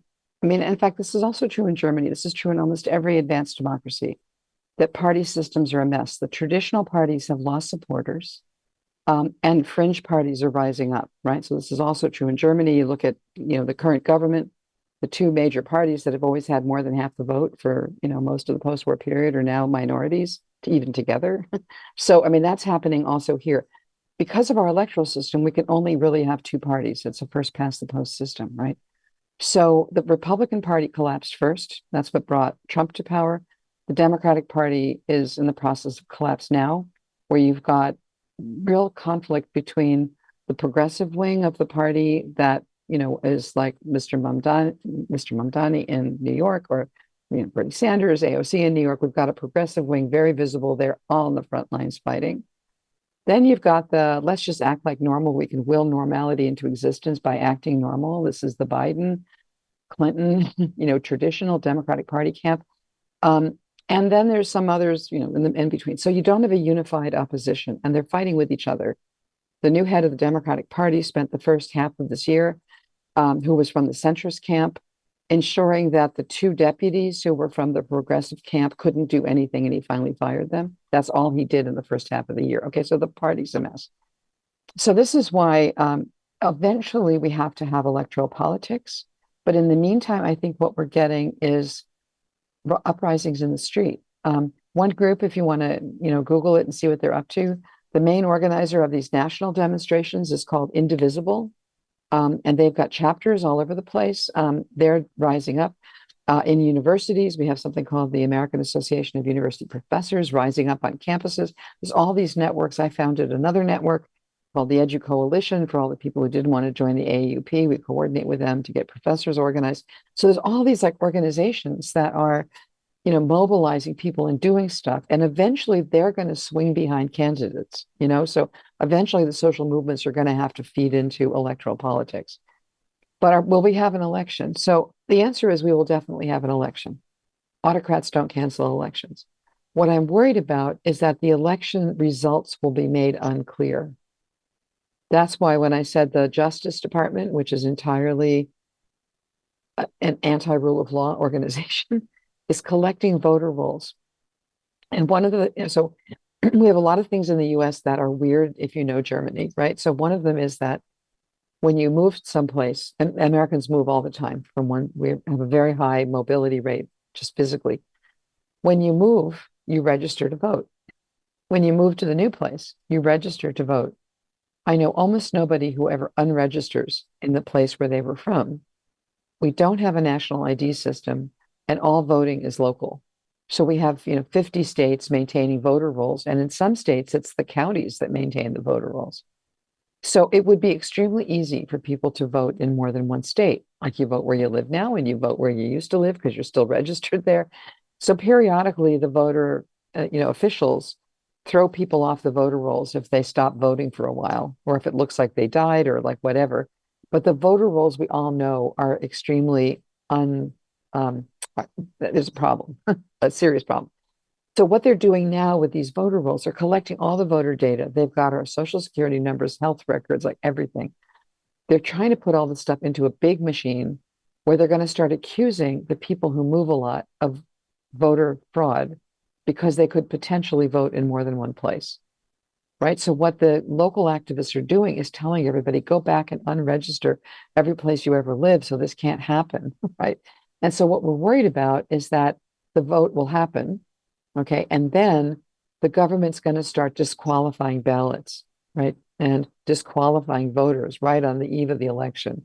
And of course, it's not going to be neutral because what our voter records do, you register to vote in a party. So they're going to go through and they're going to deregister everybody who might vote for the opposition. And that's what we're worried about. So the worry isn't cancellation of elections. The worry is undermining the elections. And if you want to look at the lead organization who's doing something on that, there's a group called Democracy Docket, run by a guy called Mark Elias. They've got lawsuits going in about 40 states. And they're the foremost election challengers, and their website has all the stuff on the challenges. He's also got a podcast if you want to listen to why elections are endangered. So that's what we're worried about coming next. So then what can you do? Well, Europe has a lot more power than it knows and is willing to use. Okay. This bazooka, I didn't know about the bazooka. I teach EU law. I didn't know about the bazooka. Okay. Because no one's used it. It's recent. But it's an incredibly powerful instrument, and it's very powerful for two reasons. Because its primary weapons are economic. That's the vector that Trump pays attention to. Like if you'll notice, he decided he was going to invade Greenland. And then as soon as he doubles down on it, the markets dropped. And then he gave it up. Stock markets dropped. Okay, so he pays attention to economic indicators. And the EU has a big role to play in what those economic indicators look like. The bazooka is a great weapon. It's also great because unlike everything else that has to do with foreign policy in the EU, it can be activated by a qualified majority vote, which is to say Hungary and increasingly Slovakia and the Czech Republic can't block it, okay? So actually mobilizing these economic sanctions, for whenever Trump does something, do a little bazookaing, right? That would be extremely helpful because Trump thinks the EU is just a paper tiger. but it doesn't have to be. So that would be one crucial thing. The other thing is getting rid of the privacy shield. So this is this agreement between the US and between the EU and the US, because all the big tech, I mean, all of you are on media that the US controls, right? All the social media are basically in US hands. So what would really be helpful is if the tech giants were forced to set up independent outfits in the US, in the EU to protect EU data. And because they're all supporting Trump, this is their punishment for supporting Trump, because they're also violating the terms of the privacy shield, right? So that would be another thing. And then, I think, not finally, but I'm just thinking of other things that you could be doing. Trump is going to, the US government is defunding a ton of stuff. In the university sphere, since we're all sitting here in the university, Trump has defunded science. It would be so helpful if the European research grants could include American scientists. I know a lot of universities are trying to hire American faculty. I've gratefully had 3 offers. I'm so grateful, but I'm going to stay and fight. A lot of us want to stay and fight, but the research that scientists do requires funding that now the US government has withdrawn for everything having to do with climate change, having to do with a lot of contagious diseases and so on. What I see the EU doing is trying to steal the scientists. What the EU really needs to do is up the funding for the science grants and put American scientists onto those grants. Also to come out with public health measures that the US states, which don't have the public health capacity of EU states, can do to borrow that advice now that our public health system has fallen apart and so on. So there's a lot of making up for what the federal government isn't doing that the EU could do with its own funding, that individual member state governments can do with their funding, that doesn't involve just taking people out of the fight here, but involves picking up some stuff that the US is dropping. We're dropping, for example, a lot of our satellite weather capacities. We're dropping support for the GPS system. So one of my favorite ideas, Ursula von der Leyen and I have been fights about, like, why doesn't the EU do more about dictatorship in its midst? But one of her great ideas when Trump came to power was to develop a credit card system that, like, it isn't MasterCard or Visa, that would be based on the euro and run through the European Central Bank so that you could detach a bit from the dollar, right, on all of the credit purchases. That's a great idea. So I'm just thinking of all the ways the EU can use its leverage and that individual member states can use their leverage to detach from the dollar, detach from these privacy agreements, put pressure, economic pressure on the US, and, fight back that way. Eventually, we've got to rescue our own country, and there are lots of Americans who are trying to do it. If we can keep free and fair elections, which is a daily fight, then I'm pretty confident we can overthrow Trump in 2028 through peaceful, regular means.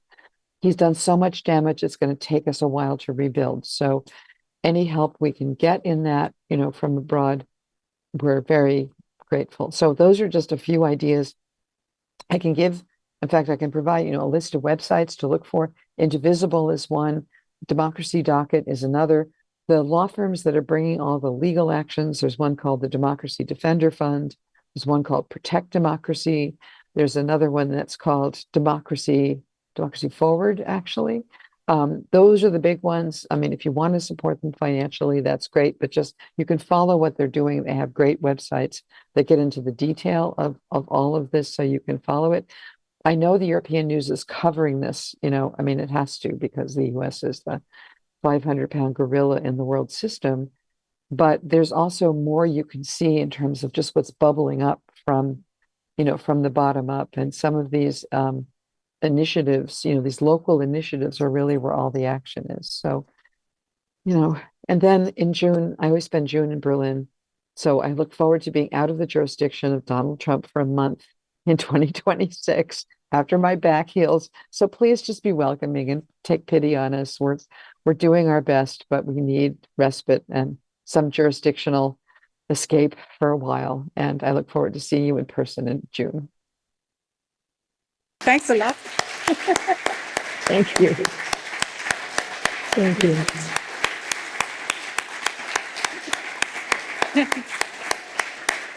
Thanks a lot. Thanks a lot for your great talk and also for your openness to answer all the questions here in the room. Thanks also for providing us with a manual of things to do. Digital sovereignty would be, I think, another good idea. Yes. If I got the news right, the German government started to care about the gold reserves still in the in the US and are figuring out possibilities to relocate them. And this might be a first step. Let me take the opportunity to advertise again the film screening on next Tuesday. So if you got interested, please join us in showing The Sixth, the documentary about the storming of the Capitol Hill from 2021. And please make sure that you buy your tickets online, because the auditorium in the museum is not so big. It has something like 80 places. And if you want to join us, so buy your tickets online. And then I'd like to draw your attention to our fourth and last Mosse-Lecture in this semester, given by the Berlin-based Argentine screenplaywright and essayist Alan Pauls, and he will talk about the coup factor from the perspective of a filmmaker, which is interesting as well. So thank you once again, and have a good evening. Thank you.